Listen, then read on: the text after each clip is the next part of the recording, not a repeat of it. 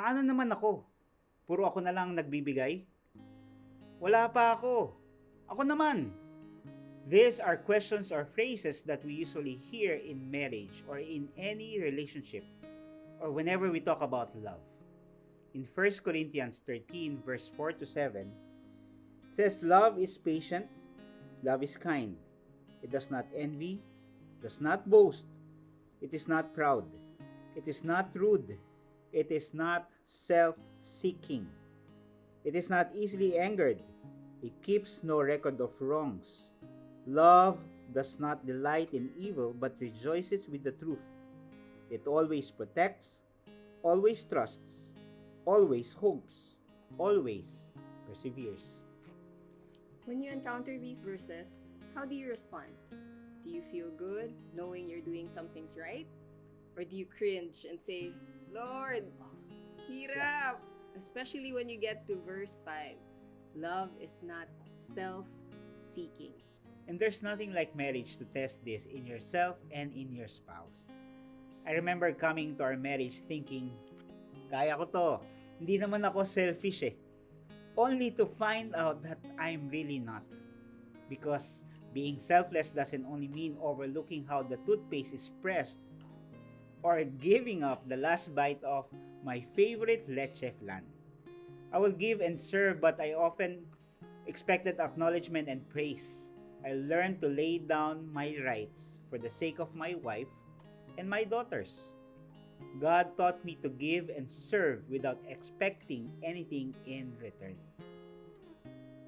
I, on the other hand, came into our marriage knowing full well and making sure that King knew too that I could be quite stubborn. I have a strong personality and I have no problem asserting myself when I feel it's necessary.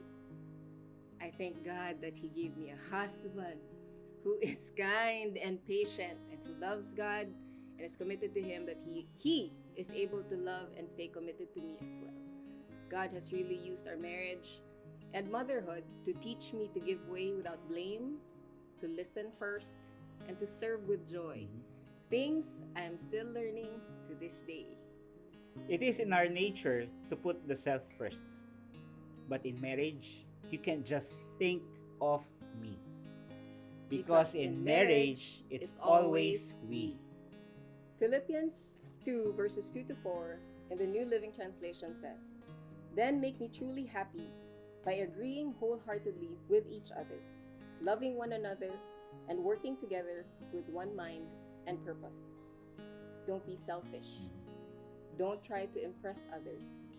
Be humble, thinking of others as better than yourselves. Don't look out only for your own interests, but take an interest in others too."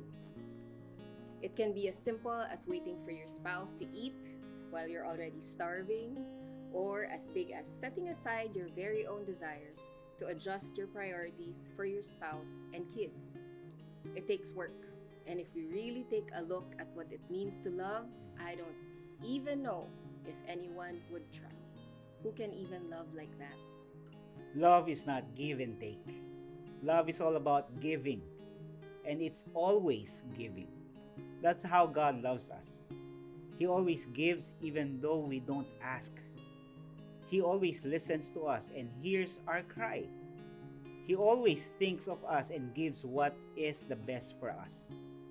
To demonstrate more of His love, He gave His one and only Son. Jesus showed love in this way.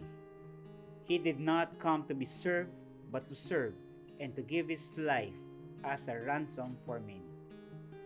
No self-seeking there. To love in a way that is not self-seeking means that your end goal is not to serve yourself. We can do it only by the grace of God. Through His love, we are able to love others besides our own selves. True love is never selfish and self-centered, but it is actively interested in what will profit others. It never looks at itself first, but it always considers another ahead of itself. Let's learn to love like Jesus. Let's love selflessly. Have a great day.